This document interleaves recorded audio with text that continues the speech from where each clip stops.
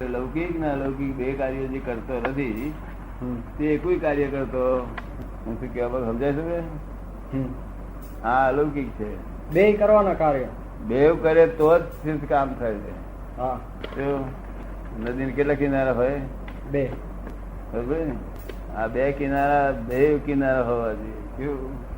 આ જગત નો લૌકિક કિનારો અને આ ભગવાન નો અલૌકિક કિનારો. એટલે એકલા લૌકિક માં પડ્યા છે ને એ કશું અંદર ફરી જન્મ મળ્યા કરે. સારો સારો એથી સારા ભૌતિક સુખો મળેલો. પણ જેને પૂર્ણાહુતિ કરવું હોય તેને બંને જ રીતે આ બધાને વ્યવહાર બધો ઊંચો રાખવાનો જ કહી દો. અને આ ભગવતો તો બધા થઈ જાય ને વ્યવહાર નું ઠેકાણ ના હોય. એક તાનમાં પડી ગયો તો વ્યવહાર બધો કાચ લોકોને ગમે છે. આ બધું ધ્યાન ભાન કરે છે ગમે છે લોકોને શાંતિ મળે ને. શબ્દ બોલવા અધિકાર નથી કોઈને. નિર્વિકલ્પ એટલે નિર્વિકલ્પ થાય ત્યારે સાચું પ્રયત્ન કરવાનો. નિર્વિકલ્પ સમાધિ ના થાય એના પ્રયત્ન થી નિર્વિકલ્પ હોય જ નહીં. એટલે શાંતિ થી બેઠા રહેવાનું ના પણ હા એ ના થાય. બધું એ રસ્તો જ ન હોય ને. આપડે મુંબઈ તરફ જઈએ ને અમદાવાદ ફરી કહીએ આવે ખરું? રસ્તો જ નહીં.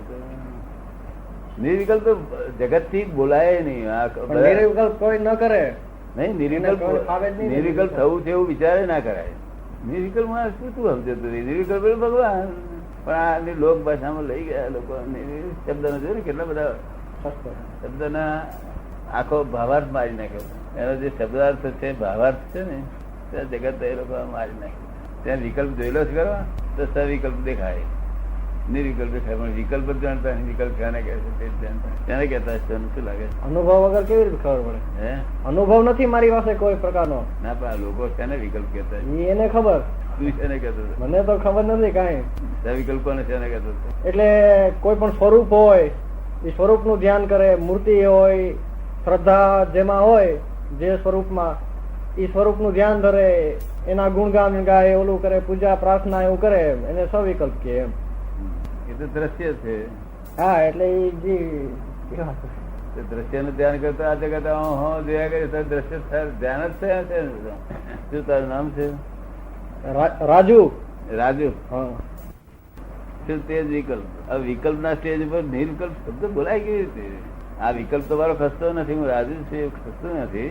હું આનો મામા થયું, આનો કાકો છું, હું વેદાંતિ છું, ફલાણું છું, આમ છું, તેમ છું, હું હાટવેનો છું. એ બધા વિકલ્પ. જેટલા શબ્દ બોલે એટલા બધા વિકલ્પ. તેમ છતાં આ નિર્વે બોલે એવું પણ એ વિકલ્પ ના કહેવાય. કારણ કે એ ડ્રામેટિક બોલે છે. કેવી ભૂમિકા જુદી હોય ને. ડ્રામેટિક બોલે છે. ડ્રામેટિક. અને પેલો બધા અસર થઈને બોલે છે. ડ્રામેટિક સમજે તો સમજી ગયા. ભરતુહરી પાર લઈને કે હું ભરતુહરી રાજા છું, આમ છું, તેમ છું. પણ આપણે એને ખાનગી પૂછીએ આવડું મોટું તો ભરતુહરી રાજા હતો, તું રડતો તો હું ભાઈ હું તો લક્ષ્મીજન છું, સરકારો છું કે આ તો પાઠ ભજવતો હતો. અને સારી રીતે આ બધું મને પગાર કાપી લે કે એવી રીતે તું યાર રાજુ નો પાઠ ભજવીશ પણ તને ખબર નથી. એટલે તું કામ કરશે હું રાજુ છું, હું રાજુ છું, હું રાજુ છું, હું બ્રાહ્મણ છું. હોતો છે બ્રાહ્મણ? આત્માને નાથ જાત કશું હોતું છે? એમ હું નથી કેતો કે હું આમ છું, બધા મને આમ કે છે એટલે હું કહું તમને. પણ તું ના કહેતો કેવું જ પડે ને. બીજું શું કહું? હું ડ્રામેટિક કહું છું. ના પણ શું ડ્રામેટિક રહું? મૂળ વસ્તુમાં આવું તો ડ્રામેટિક થાય. તું લક્ષ્મીચંદ એવું તને ભાન થાય ત્યાર પછી ડ્રામેટિક રહે ને. ત્યાં સુધી બધું કામ છે. દેહાત્યાસ આખો દેવો પડે. આખો સંસાર ઓળખવો પડે. એટલે કે જે દિવસ છે આ તો આવું શબ્દ બોલાતા નતા. આ તો હું બોલું છું. આ કારણ કે પદ ને પામ્યા નથી લોકો. કોઈ ક્યારેય પામ્યા નથી. બીજી કેટલી રીતે છે. આ સત્કાર્યો છે ને એનું નામ લૌકિક. શું કહ્યું? હા, પણ એ જ્યાં સુધી બે હોય ત્યાં સુધી કરવું પડે ને. તો પછી સત્કાર્ય પર પ્રેમ છે, આપણને રાગ છે. અને દ્વેષ એની પાસે ખરાબ કામ ન કરવું. હે ખરાબ કામ હોય, નિંદ્ય કરવું ન કરવું આપણે. ત્યાં દ્વેષ છે. દ્વેષ તો હોય ને. તો આની પર રાગ હોય. તો રાગ દ્વેષ છે ત્યાં સુધી અનુભૂતિ બધા થાય ને. પણ એ રાગ દ્વેષ જાય ત્યારે સાચું ને. રાગ દ્વેષ ન ગયા હોય ત્યાં સુધી તો રાખવા પડે ને આવા સારા. હા, એ બરોબર છે. ના ગયા હતા પણ ત્યાં સુધી અનુભૂતિ ના હોય ને. અનુભૂતિ થાય પછી જુદી વાત છે. ના, અનુભૂતિ આ જ્યાં સુધી સત્કર્મો છે ને તેના કાર્યોમાં જ પડેલો છે ને તે રસ લાગે એને મીઠાશ આવે. અનુભૂતિ થઈ જાય પછી શું કરે?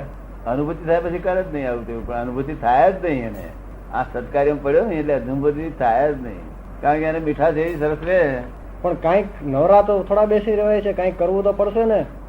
એ અનુભૂતિ તો જ્ઞાની પુરુષ હોવા જોઈએ, એ પુસ્તક નું કામ નથી. એમ કે છે કે અનુભૂતિ ના થાય ત્યાં સુધી કઈક તો કરવું પડે ને. હા એ તો કરે ને, એ તો કરે જ છે જગત આખું. એટલે ત્યાં સુધી જુદી વાત છે.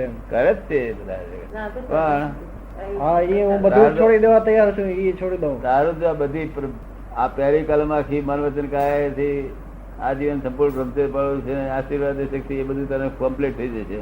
અને સરળ રીતે ચાલશે. સમજ ભાઈ ને ઉપાધિ તેને ભાઈ. હવે આધી આધી ઉપાધિ નથી. શું વાત કરે? નું તરસ નું શારીરિક વેદના નું રાડ તાપ કશું દુઃખ જ ના હોય ત્યારે તરસ હતું ને. અને છતાં ઊંઘ ના આવતી હોય તો માનસિક દુઃખ. કેવું માનસિક સારી એ કેવળ માનસિક માન ને અંગે નું જ એ બધી આધી કહેવાય. શું કહેવાય? એ આધી. આધી અને પછી આ દેહમાં તાર રાય છે, તાપ લાગી છે, આપે ભૂખ લાગી છે, તરસ લાગી છે, ભૂખ લાગી છે, એ વ્યાધિ છે કે નહીં કે શાંતિ? વ્યાધિ. હે વ્યાધિ ત્યાંથી લાગી છે એવું કે છે. આગ લાગે. ભૂખ આવી છે એમ નહીં કહેતો, લાગી છે એમ કેમ કે હરગે ધૂમ ભડકો થાય એવી લાગે એવી લાગે લાય હું બોલે અંજલીબેન લાય બળે કે અંજલી આય પડે એ લાગી જગ્યા છે. ભૂખ એકલી લાગે કે બીજું કશું લાગતું છે શરીરમાં? તરસ લાગી છે એમ કે. ઠીક છે એ ભડકો થયો નહીં, તરસ પાણી જેડો નહીં તરસ લાગે છે. પછી ભૂખ ને તરસ બે જ છે ને, તકના થાક લાગ્યો. ત્રણ વસ્તુ લાગતી છે. ઊંઘ લાગી કે છે, લાગે છે કે નહીં લાગે? આ બધી વ્યાધિ. શું અગર પેટમાં અહીં ગુમડું થયું હોય કે દુઃખ થતું હોય, માથું દુખતું હોય, બધી જ પ્રકારની બધી એ વ્યાધિ કહેવાય. અને ઉપાધિ શું છે ને કહેવાય? ચિંતા કરે. હે ચિંતા એ તો મનમાં ગયું, આદિમાં ગયું. આધિ ને ઉપાધિ માં શું ફેર? હે જય સચિદાનંદ. આધિ ને ઉપાધિ માં ફેર શું? હા આધિ ને ઉપાધિ બે શબ્દ બહુ ફેર. ઉપાધિ એટલે શું? આધિ એટલે ખાલી માનસિક દુઃખ. ઉપાધિ એટલે ઉપાધિ બહારથી આવી પડે તે. બહાર થી આવી. અત્યારે તું અહીંયા કે તને સત્સંગમાં રંગમાં બેઠો હોય અને કોઈ એકદમ આવ્યો રાજુ ચાલ ગયો એટલે તને એમ લાગે આ ઉપાધિ ક્યાં આવી? બહાર થી આવી પડે. આ શરીરમાં ના હોય ઉપાધિ, શરીરમાં હોય નહીં. બરોબર ને?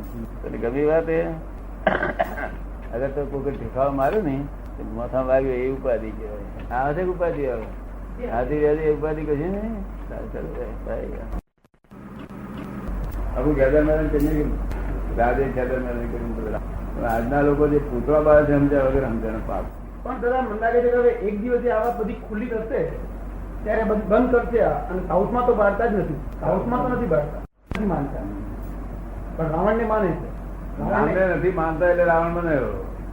રાવણ ને માનતા નથી તો રામ ને માનતા નથી એટલે રાવણ બનાવ્યો. આ લોકો રાવણ ને ઉપર અવરું હરું કર્યું એટલે પેલા કે ના એવું ના કરતું, રાવણ અમારો ભગવાન છે એ ખોટું ચોટી પડ્યા. શાસ્ત્રમાં આવે છે ને કે આપણે ક્રોધ, માન, માયાલોભ બધાને આપણે એમ જાડી ભાષામાં લખ્યું છે કે પલંગના પગથિયાથી બાંધી રાખ્યા હતા. બધા માયા ને પેલા દેવતાઓને, અરે નવગ્રહોને, દેવોને નવગ્રહોને, ગ્રહોને નવગ્રહોને નવે ગ્રહો નિકટ મળે. વિદ્યાધર હતો એટલે વિદ્યાધર ભગવાન કહેલો માણસ, બેસ્ટ પોલિટિશિયન. Greatest science. હા, લક્ષ્મણને પણ કહ્યું હતું ને છેલ્લે કે જેને ત્યાં એની પાસે રાજનીતિ શીખી આવો. લક્ષ્મણ વાસુદેવ કહેવાય અને કૃષ્ણ ના બળદેવ છે એના જેવું આ બલરામ કહેવાય. રામ એ બલરામ અને આ પ્રતિ વાસુદેવ રાવણ. એ રાવણ મોક્ષ જવાનો તીર્થંકર થઈ. આ લોકો વગર ખાલી ખોટો. આપણે તો મોચીએ જ જોણીએ ને, તમે મોચો જ જોણો, બીજું કઈ થી ખબર પડે? આ હિન્દુસ્તાન લોકોને રામના ભગત બનાવવા માટે રાવણ ને વગર નહીં તો રાવણ તો ગ્રેટેસ્ટ સાયન્ટિસ્ટ માણસ કહેવાય અને તીર્થંકર થવાનું છે. કૃષ્ણ ભગવાન આ સાલ આ બહુમાં થવાનું છે, એ બહુમાં થવાનું. મેં પુસ્તકમાં લખ્યું છે એટલા માટે ખુલ્લું કર્યું. અને સીતા તો રાવણ ની છોકરી હતી. પણ આ વાત તો બધી પહેલી વાર ખબર પડી છે દાદા. લોકો જાણે ને આ બધું ઇતિહાસ જાણે લોકો. શાસ્ત્રોમાં એવું હોય તો ક્યાંથી લાવે? લોકો જાણે ઠોકી બેહાડેલું બધું. એ તો બહાર ખુલ્લું કરવું પડ્યું ને.